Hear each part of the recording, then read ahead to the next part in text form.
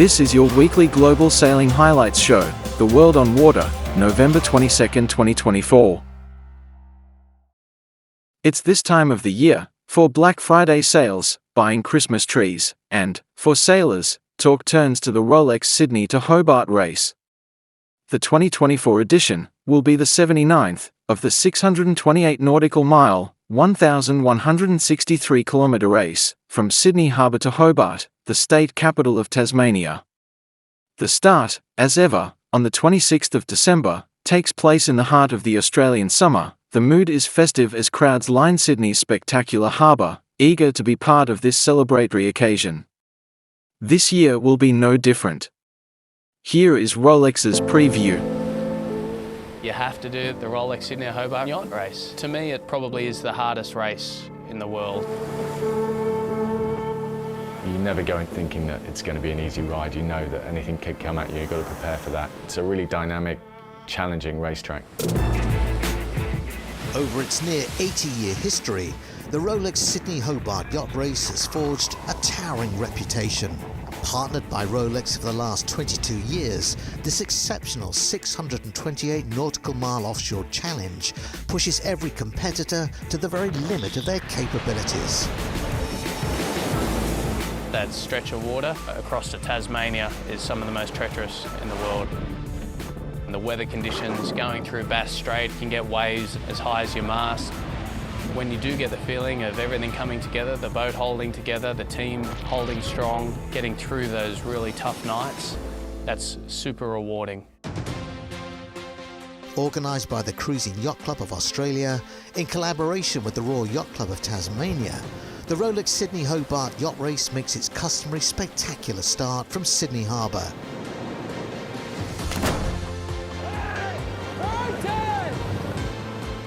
Sydney Harbour is the venue in the world for me for yacht racing. You've got that opera house in the background, the harbour bridge. There's thousands of boats out there, spectators watching the start. You know, it's just iconic. The 100-strong fleet then heads south, negotiating the notorious Bass Strait, en route to the finish in Hobart, Tasmania, where mere metres can decide the duel for line honours. Despite the participation of many of the sport's elite, the majority of the fleet is comprised of skilled amateurs, seeking to win the emblematic Tattersall Cup for overall winner on handicap. I think the Corinthian element of the race is really something very special about it. You see a lot of the classic yachts racing alongside these amazing modern 100-foot super maxi yachts. It's just a wonderful race. The Rolex Sydney Hobart Yacht Race commences on the 26th of December.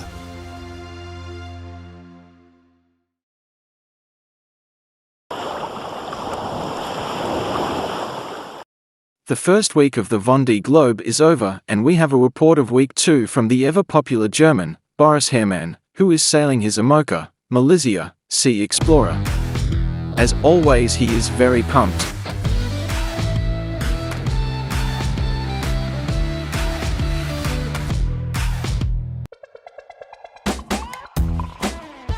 Day 5 in the Vendee Globe 24, and the sun is shining right into my nav seat. As you can see, everything is all right. We have Yannick Besterven and Justine just next to us, similar speed.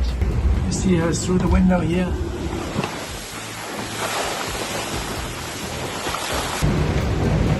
Curly is still doing okay. I couldn't find the spider since the start. But yeah, nice sunny day here. Now we have a couple of days light wind ahead of us. That's a bit strange. I have never seen such a long period of light wind, almost 5 days. So for now we are in good company, which I always appreciate a lot. Good morning everyone. What a nice surprise with the tracker update being in third position. And such a calm morning. Let me have some good rest, and I had some quite good deep sleep this morning with some dreams. Sleeping to third, that sounds like a joke, but it's a nice surprise this morning. All is good this morning. Hope you're having a good day. Not much to say. just not much happening. Except this dark stripe. That will bring me a little puff in a minute. Very slow day. Oh well.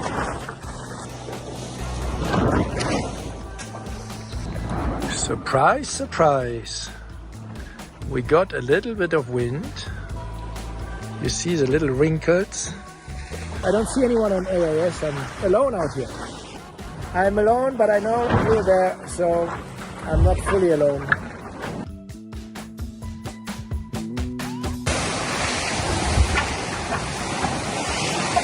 Hi everyone. Happy Saturday. A bit tricky strategy, but we will see. There's a bit of dead zone and all the kind of favorites. They are all a bit further this way, and we are a bit in the middle, but I believe that it's all going to pan out correctly. Okay, friends at home, miss you. Feeling a little bit alone here today, but Saturday night, what are you doing? Yeah, I'm looking forward to getting around these clouds and in some more stable air tomorrow. I feel I'm not that far away from some of the others, so I hope I see some others on AAS later. It is very unstable. You see these clouds.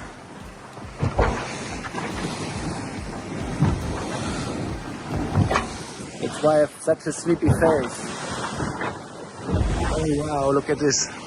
Who gets this in a Sunday morning in winter? Look, there's a bird. You see it? What's he doing out here all alone? Okay, let's see what the day will bring.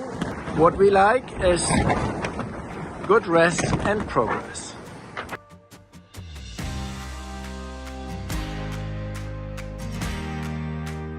We're now going to deploy a drifter buoy. This is one of the only ways to get permanent atmospheric pressure measurements, because satellites can't measure air pressure. Important for weather forecasting and predictions and climate change monitoring. During the Vendee Globe, 8 drifter buoys will be deployed between 24 north and 19 north. I will say, can you see, there is no planet B. Maybe someone finds this and send it back to us in 5 years when the lifespan is over. Okay, let's get this overboard. Okay, cheers. Bye-bye. Bring us good measurements. Woo. That's it for today. Science mission accomplished.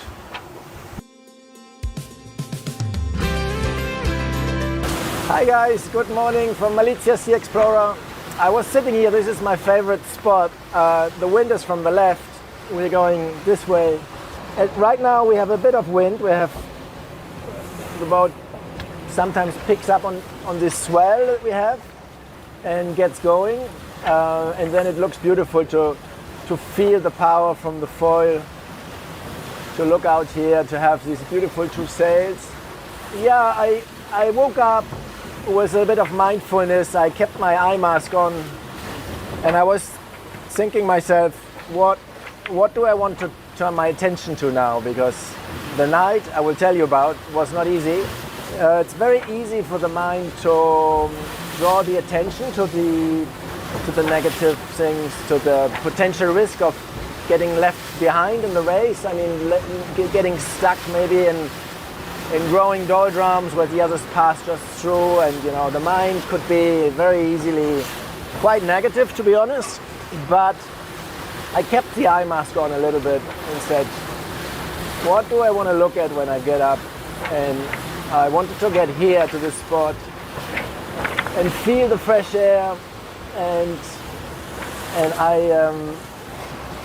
I was rewarded by the boat accelerating really nicely. It is blue sky. You see the little clouds, they are fantastic. They are not nasty clouds like the one last night. I also kept quite calm in the night. So what happened? I was going straight like this. I was even sitting here actually. It was probably 1 a.m. and the sails were just flapping for hours. And I was probably sailing 3 knots in different directions. At best, at the worst, I was just spinning. I think most of the fleet have continued on at like 10 to 15 knots, where I was going backwards at time and just stopped. And it's really interesting. I mean, I think we have this culture of being a race sailor and mentally being the race. I physically feel it when I'm better positioned or worse. It's like it existentially touches me to be good or in the ranking or not, or losing miles or gaining miles. But so yes, it is really all about the race, but then there's no point of getting worked up with that too much. If it's not possible, it's not possible.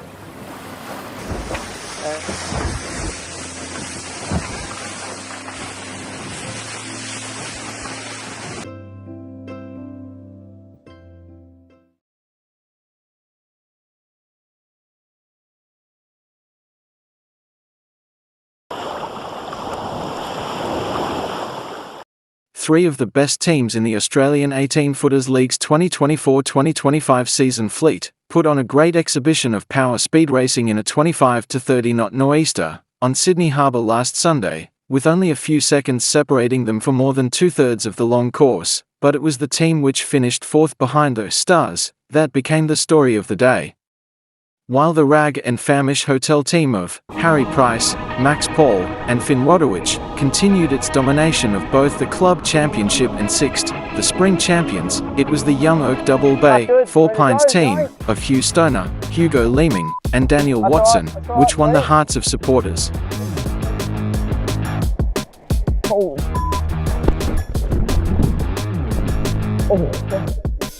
You all right, guys?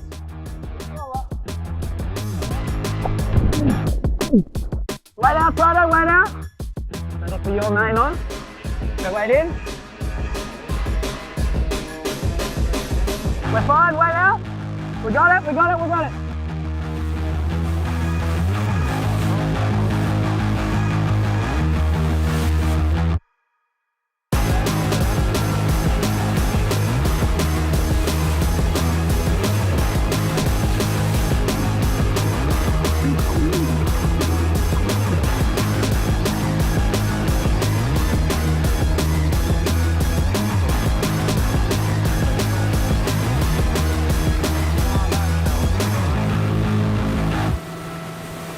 Heat 5 of the Spring Championship, Heat 3 of the Club Championship. We're away to Bradley's in a very solid nor'easterly breeze. We're pulling away, we're on par with the Rag and Yandu. We're actually putting meters on the Yandu. Jackie, have a look up. Guys, what the fuck? This is come on. I like that windward heel, that feels fast.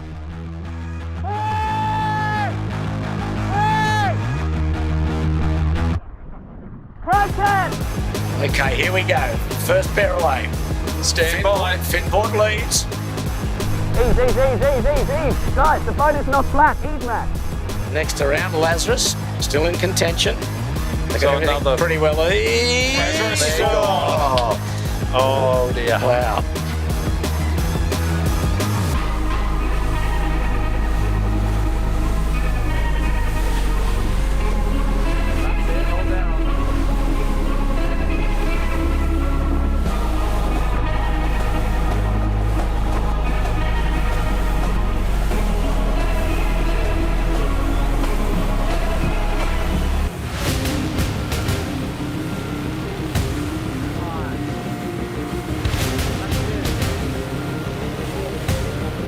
Nice, that's it. Ease, big ease.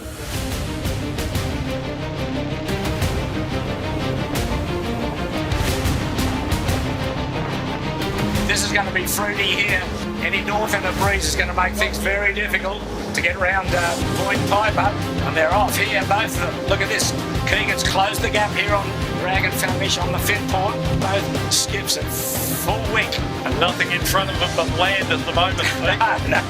Main don't speak too soon. Fin port. Go down the Rags, coming up to have a go at fin port. Gonna go below, low road, east, flat boat, wait out front, let's go. Move on, main on, bang on, cutter, let's go. Only 7 skiffs made the start on time, some with deep reefs in the mainsail and small jibs. The 2 leaders after the first lap of Finport and Rag and Famish.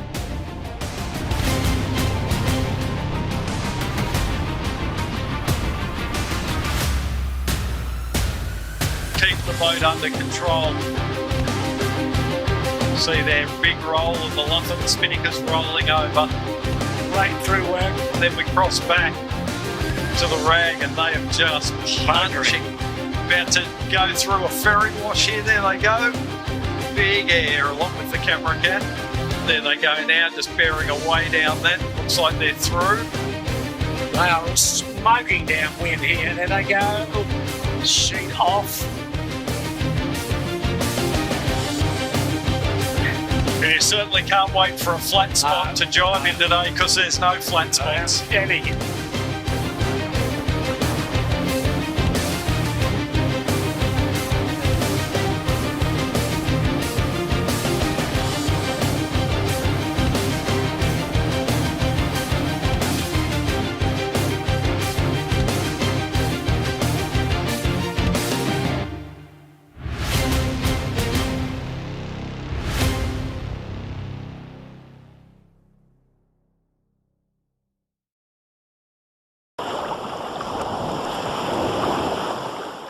To end this week's show, we have a series of short reports from 3 of the Vendee Globe skippers, Brits, Sam Davies of Initiative's Kua, Pip Hare of Medallia, along with Alan Rora's sailing Hublot. Le cauchemar de tous les navigateurs, le poteau noir.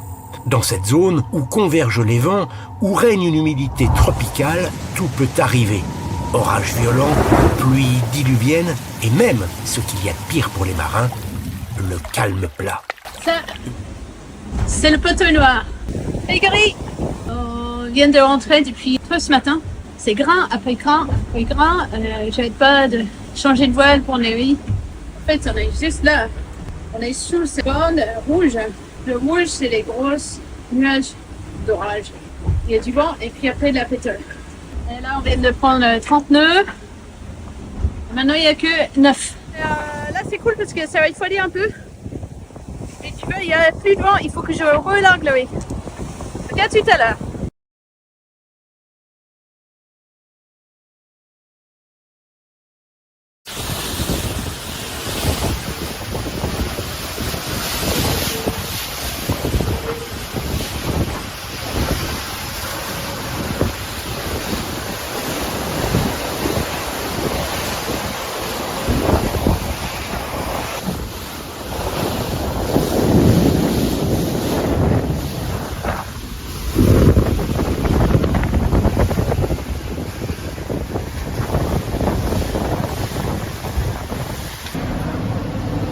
Voilà, il y a un peu d'air ce matin. Il y a un petit 13-14 nœuds. On a 18-20 nœuds là, c'est cool. Ça fuse. Ah, depuis hier, on arrive à tenir les 110% du bateau. On voile fort, on pousse fort, mais il y a peu d'air. La mer est plutôt belle. Donc voilà, ça attaque.